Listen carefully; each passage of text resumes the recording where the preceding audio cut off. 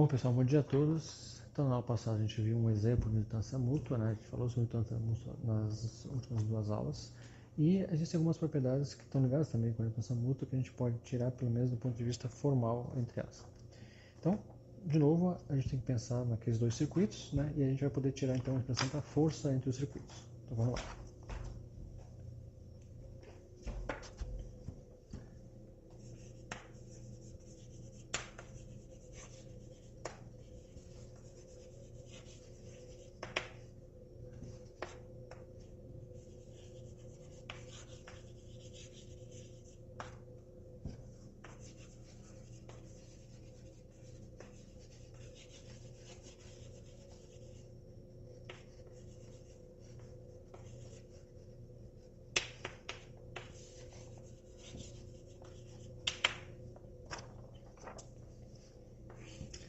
Então a gente vai pensar em dois circuitos rígidos, né? Aquela coisa que a gente não pode mudar a forma do circuito, a gente pode até mexer com o circuito, mas não pode mudar a forma. Pode transladar rigidamente os circuitos.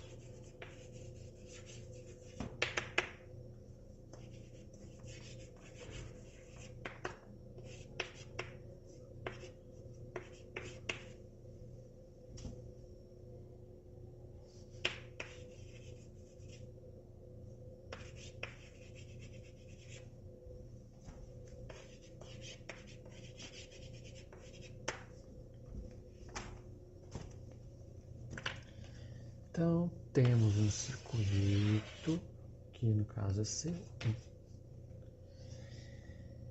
Eventualmente, para esse circuito C1, a gente tem um certo sistema de referência.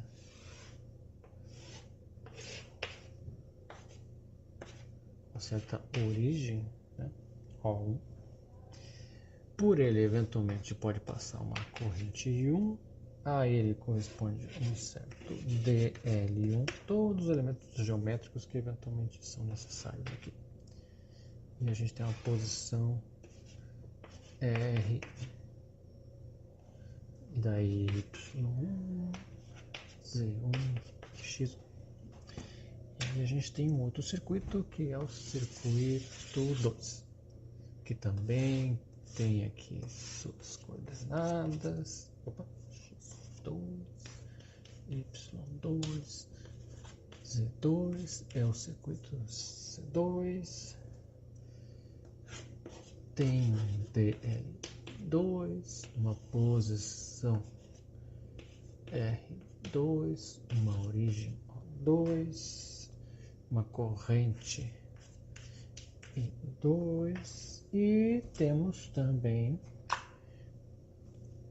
este cara aqui, que é um vetor que sai de um para o outro, que a gente vai chamar aqui de T.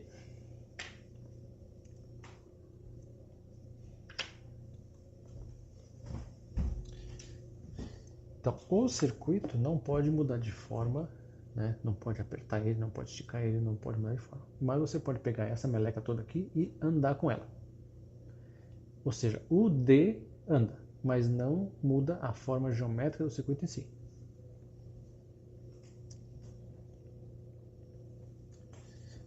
Bom, aí a gente quer agora verificar o seguinte.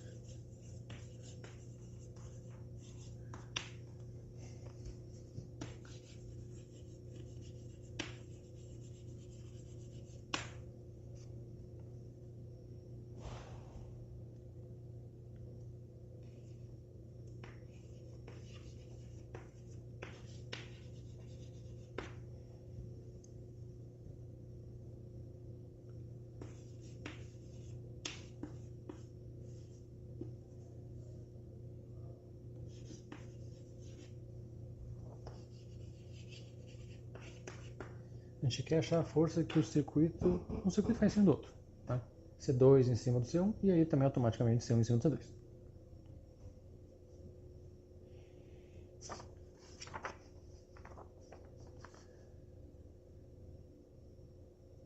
Bom,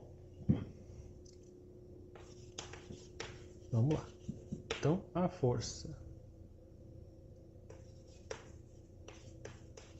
que o C2 faz sobre C1 vai ser dada por, né, F1 vai ser uma integral feita em cima do C2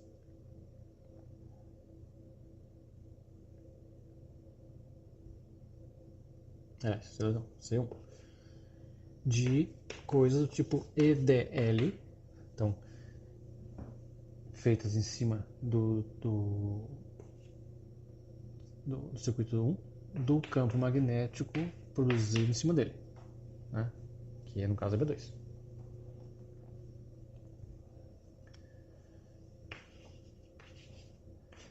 O B2, por sua vez, né, algo tipo μ0 sobre 4π integral de I1, aliás, I2 dL2 vetor, né, R menos R2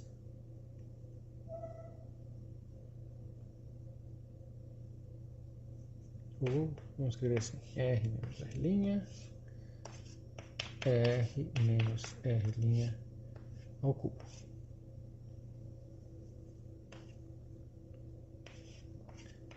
C2.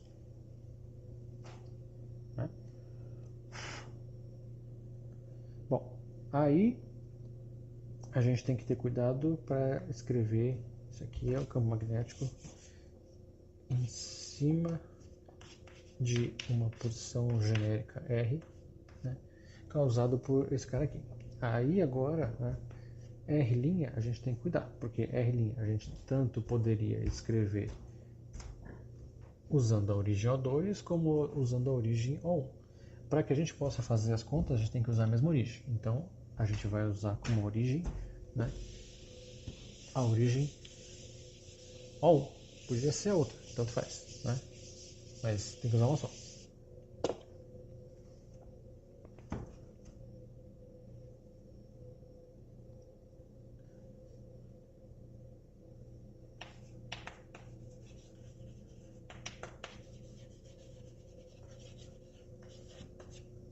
Então, usando O1 como origem, a gente vai ter o seguinte: o B2 em cima de posições no circuito C1 vai ser μ0 sobre 4π integral I1, aliás, é do 2, D2 vetorial R1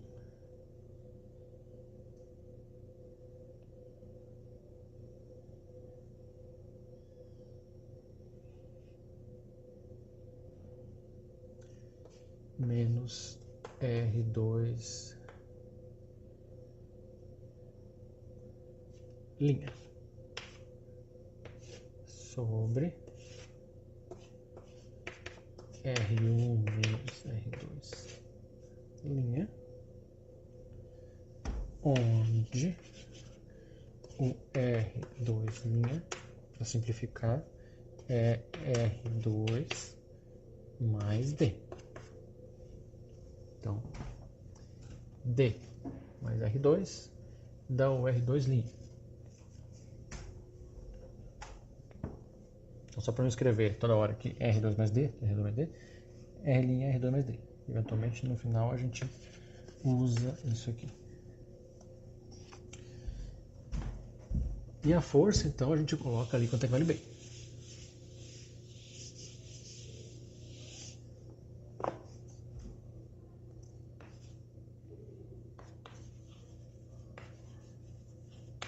Então, a força em cima do 1 vai ser integral C1 de I1 dL1 vetorial μ0 sobre 4π a integral em C1 de I2 dL2 vetor R1 menos R2 linha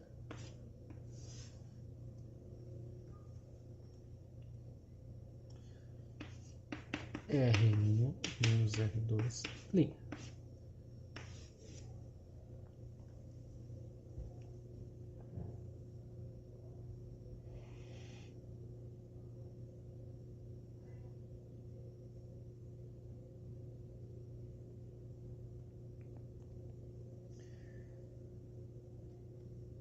Então,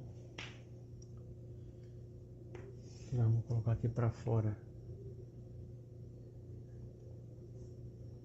μ0 sobre 4π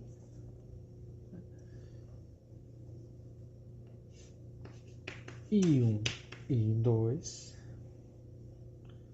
Daí a gente fica com a integral em C1, integral em C2 de dl1 vetorial dl2 vetorial R1 menos R2 linha R1 menos R2 linha. Tá? Bom, aí isso é um duplo produto vetorial. Esse duplo produto vetorial ele dá para ser desenvolvido em dois produtos escalares. A gente já fez isso antes. Então o resultado disso daqui, né,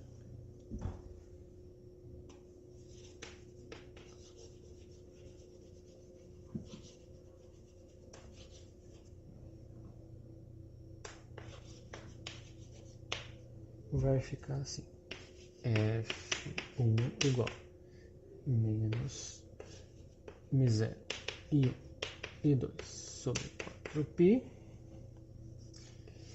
a integral C1 integral C2 R1 menos R2 linha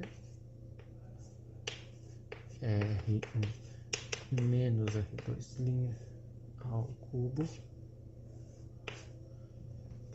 dl1 escalar dl2. Essa é a expressão que fica. Então, quando você faz os produtos aqui, né, desenvolve produtos escalares, vai aparecer produto escalar de dl1 com l2, esse aqui, e o outro produto escalar na verdade era zero.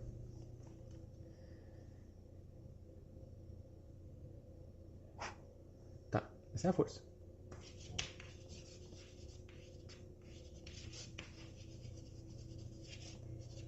Daí agora a gente pensa de novo na fórmula de Neumann. Então, como falei, né, a gente não calcula efetivamente mudanças mútuas através dela, mas a gente usa para desenvolver formalismo. Né?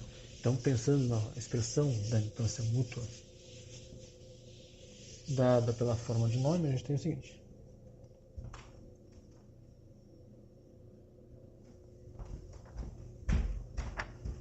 Neumann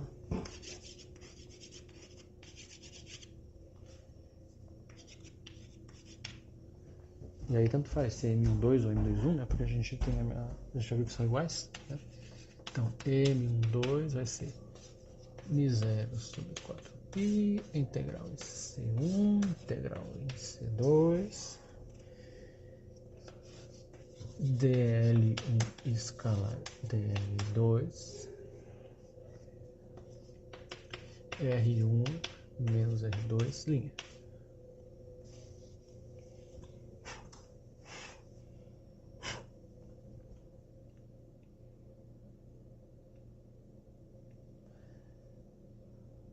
E aí, se a gente colocar explicitamente quanto é que vale C1, C2, dl1, escalar dl2, R1 menos R2 menos D. Vou colocar explicitamente o D na história agora.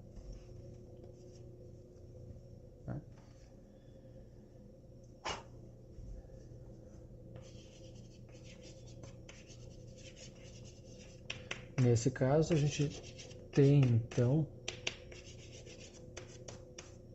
que a impedância mútua, né, pode ser entendida como uma função desse D aqui, né? Então, se a gente alterar o D, vai alterar a indutância mútua.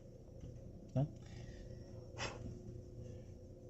Esse D, né, envolve coordenadas. Então, a gente pode agora pegar essa expressão e tirar o gradiente nas coordenadas D.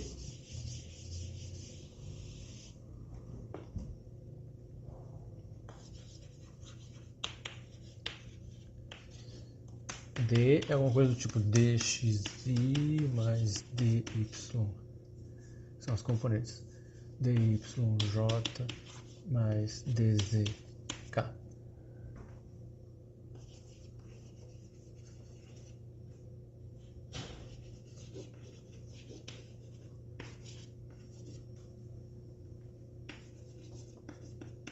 Então a gente pode calcular o gradiente da indutância mútua em termos dessas coordenadas D.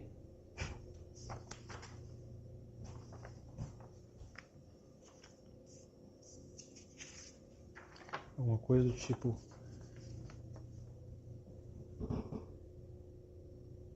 D em relação a dx, D parcial, né, derivada com relação a dy, derivada com relação a dz.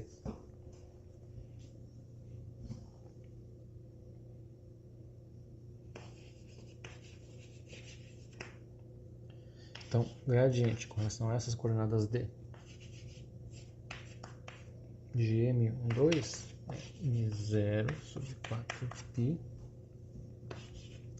gradiente integral C1, integral C2, dl1 escalar dl2, R1 menos R2 menos D.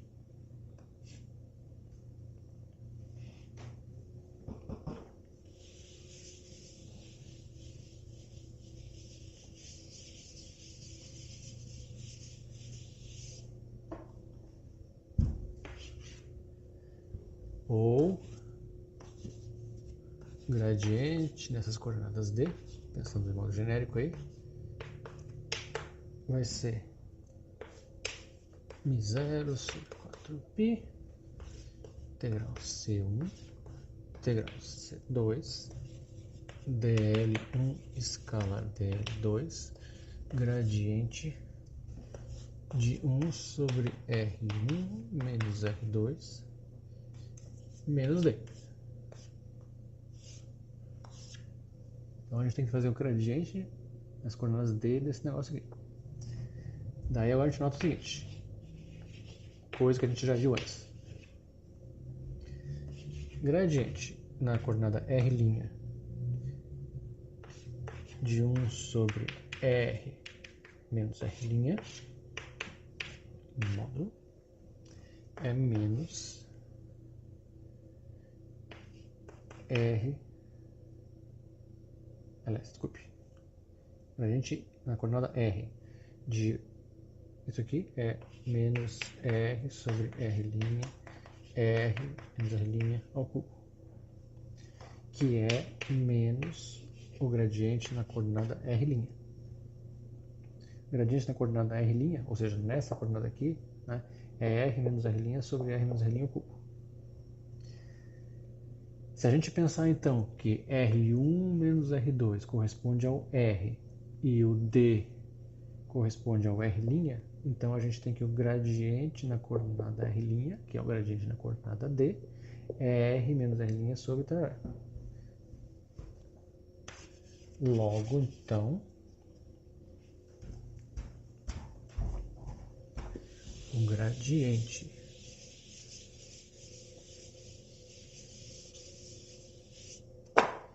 naquela coordenada genérica D lá, de M12, antes disso, de 1 sobre R1 menos R2 menos D, isso é R1 menos R2 menos D sobre R1 menos R2 menos D ao cubo. E gradiente de M12 é igual 0 sobre 4π integral em C1 integral em C2 dL1 escalar dL2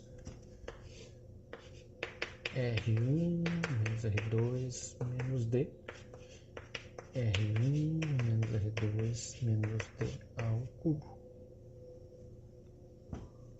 Que, por sua vez, para voltar na mesma variável que a gente falou antes, 0 sobre 4π integral C1 integral de C2 dL1 escalar dL2 R1 menos R2 linha R1 menos R2 linha ao cubo. E finalmente, então, voltando para a força, né, a gente verifica então que a gente consegue escrever a força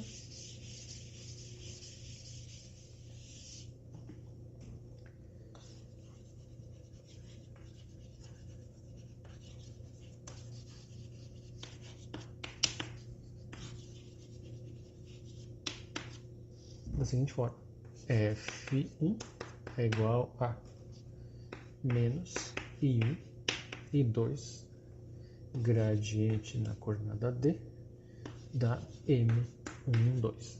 Aqui a gente tem que cuidar porque D é de 1 para o 2 e daí a gente tem a força no 1. O contrário, né, se a gente trocar, vai obter a força daí no em cima do 2, causada pelo 1. Né? E aí, para que isso seja útil, a gente tem que pegar e expressar isso em termos de algum parâmetro, né, que represente a diferença entre as origens utilizadas para poder escrever, né, grandezas em um circuito, grandezas no outro circuito. Né, de modo que aí a gente consiga efetivamente usar a força daquele jeito a partir da indução mútua.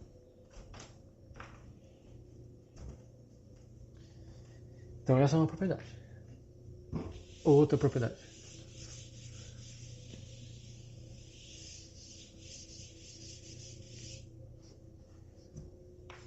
Mostrar que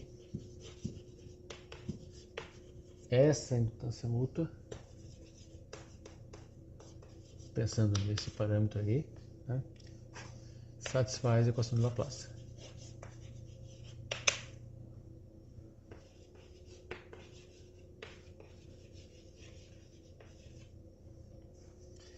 Note que, de novo, é uma propriedade, né? Isso não quer dizer que vai ser útil sempre. Então,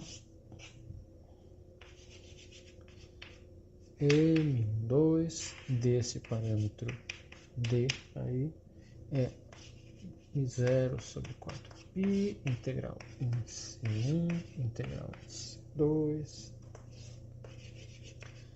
dL1 escalar dL2 R1 menos R2 menos D. Vai ficar explícito em termos de D.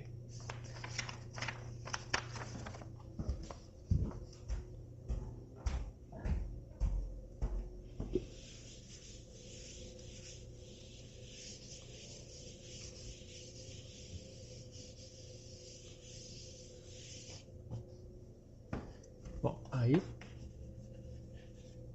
vamos pegar e calcular o Laplaciano na coordenada D desse negócio. Né? Bom, o Laplaciano vai agir lá naquela função de D.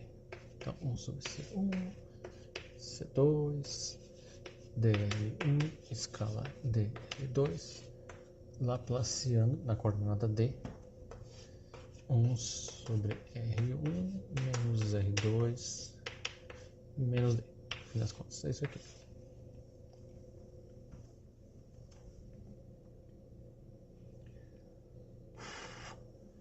Mas, então, o Laplaciano é nabla escalar nabla. Então, laplaciano de D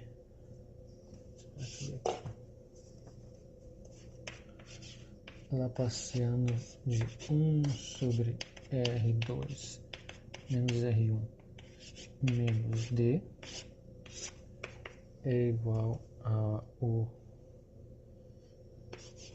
divergente, né, do gradiente, e o divergente do gradiente a gente já calculou ali, quanto vale o gradiente.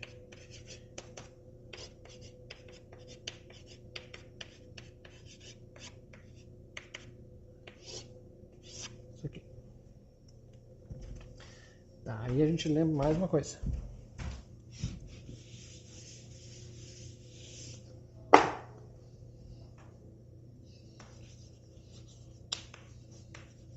O divergente de R menos R' sobre R menos R' ao cubo, a gente já viu isso daqui, isso vale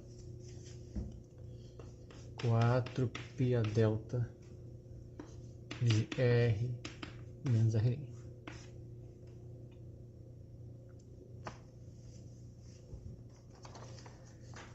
Bom, aqui essencialmente acontece o seguinte: se o R não é igual ao R', o divergente é zero. Só não dá zero quando é igual. Então, se por acaso a gente souber que o R não pode ser R', então o divergente disso daqui na verdade é zero.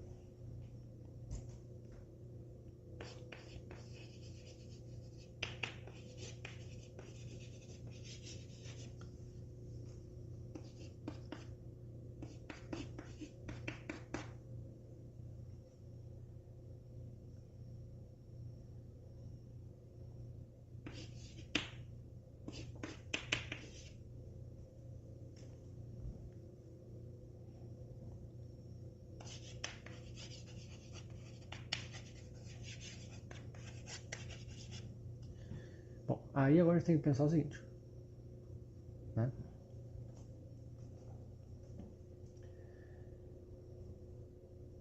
D é a separação entre os circuitos, né?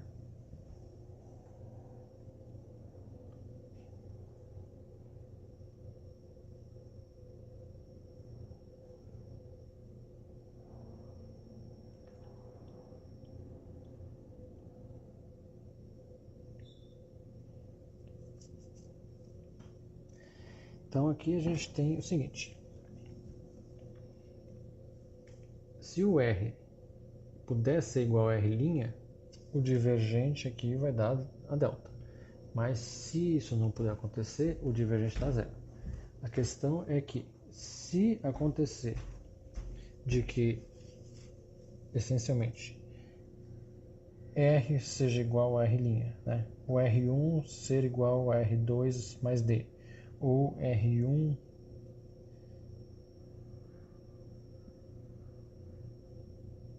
menos R2 ser igual a D, ou alguma combinação dessas, né? O que isso significa, basicamente, né, que você está com dois pontos no mesmo lugar.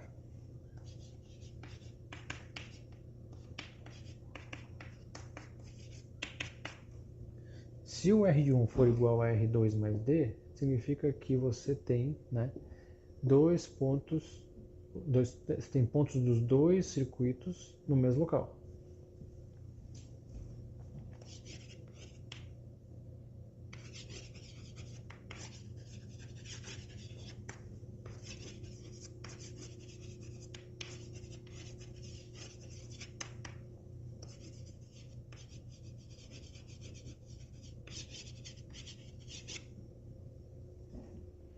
Porque aí você tem que, com relação a esta origem aqui, R1 dá um ponto do circuito 1 e R2 mais D dá um ponto do circuito 2. Se acontecer que R1 é igual a R2 mais D, então os dois pontos estão no mesmo lugar. Só que aí isso não pode. Por quê? Porque o circuito é rígido, o circuito existe de fato, não dá para colocar dois pontos diferentes do circuito em cima um do outro.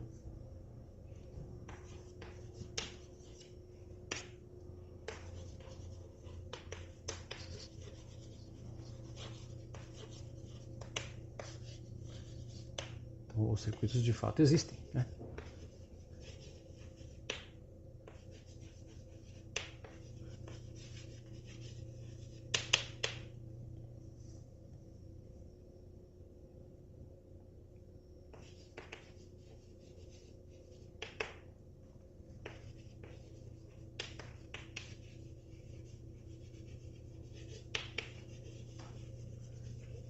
Então não pode acontecer o caso em que faria com que o divergente fosse não nulo.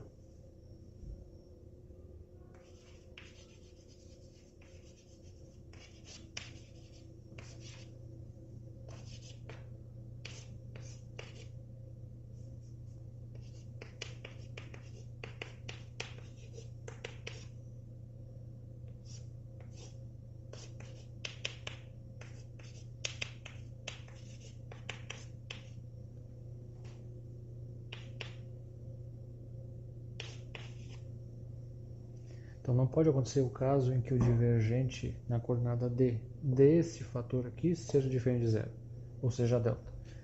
Então só pode acontecer o caso em que o divergente é igual a zero. E aí, como só pode acontecer o caso que o divergente é igual a zero, né, o laplaciano dessa coisa também só pode ser igual a zero.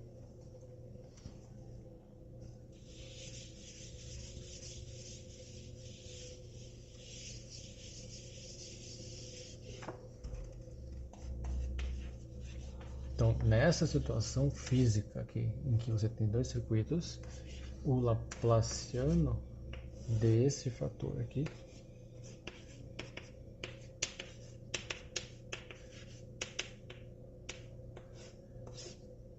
tem que ser igual a zero. E então,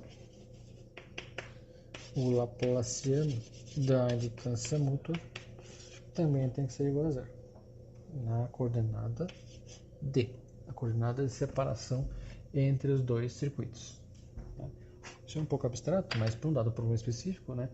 Você tem aqui um circuito, tem um circuito lá, tem um vetor D que separa a posição que está no primeiro circuito e a posição do segundo circuito.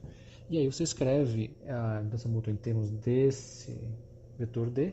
E aí, se você tirar, né, derivadas gradiente com relação àquelas coordenadas, você tira a força e naquelas coordenadas a indutância mútua satisfaz uma equação Laplace. Com aquelas situações ou soluções já conhecidas, né? Se for retangular, se for esférica e tal. Tá? Aí depende da simetria do problema. Né? Um pouco mais complicado do ponto de vista de aplicação de fato, mas é uma propriedade que pode ser útil eventualmente em algum momento. Tá? Certo?